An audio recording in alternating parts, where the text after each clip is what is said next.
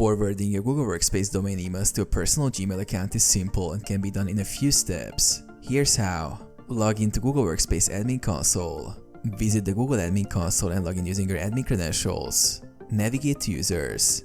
In the Admin Console, go to the Users section to manage user accounts. Select a user. Find and select the user whose domain emails you want to forward to your personal Gmail address. Set up email forwarding in Gmail. The user needs to log into their Google Workspace Gmail account. Click on the gear icon in the top right corner and select See All Settings. Under the Forwarding and POP or IMAP tab, click Add the forwarding address. Enter the personal Gmail address where the email should be forwarded and click Next. Verify forwarding address. The user will receive a verification code in their personal Gmail. Open it and click the verification link. Enable forwarding.